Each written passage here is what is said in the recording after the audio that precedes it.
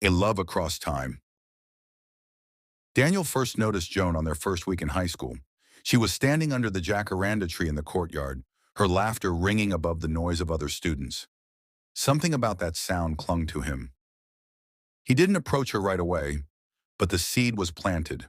Soon they found themselves in the same study group. She was sharp, quick with answers, and he admired her focus.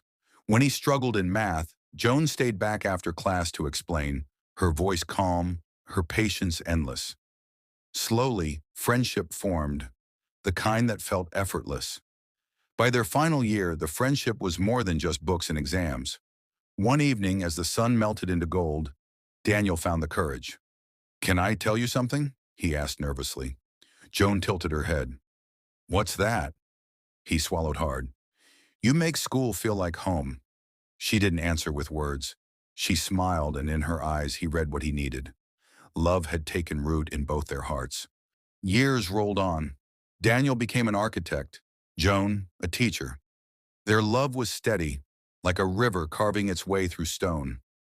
They visited each other's families, who embraced the relationship warmly. Marriage was no longer a dream.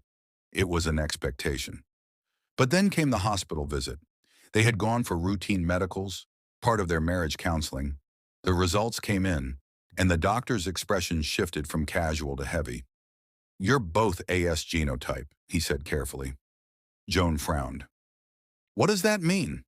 "It means if you marry, there's a 25% chance with each pregnancy that your child could be SS. Sickle cell." The words hung in the air like thunderclouds. At first, they pushed it aside. "Love is enough," Daniel insisted.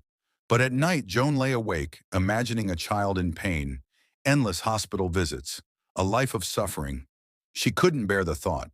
They prayed, fasted, and even asked elders for counsel. Some encouraged them to go ahead in faith, others warned against it. The conflict tore at their hearts. One evening, Daniel found Joan crying in her room. "We can fight this," he said desperately. She shook her head. "Love isn't supposed to bring pain to the innocent." He broke down too, holding her as if holding back time itself. Finally, they knew what they had to do. Sacrifice. They met beneath the mango tree in their old high school, the place where their story began.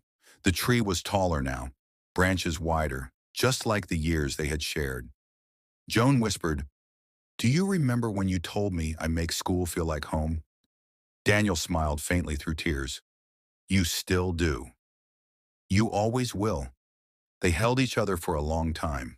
No words left, just hearts breaking silently. When they finally pulled apart, Daniel said, "We may not marry, but nothing will erase what we've had. You'll always be my home, Ada." Her tears glistened. "And you mine. My first, my forever." Then with trembling hands, they let go. Years later, they both built separate lives. But sometimes when Joan passed that old mango tree on her way to school, she would pause, place her hand on the trunk, and whisper a prayer for Daniel. And somewhere else, in his quiet moments, Daniel would sketch a house with 2 chairs on a veranda, a dream he once shared with the girl who had made his youth so full of laughter. Love had not left them. It had simply transformed into memory, into strength, into sacrifice. Because sometimes the greatest proof of love is letting go.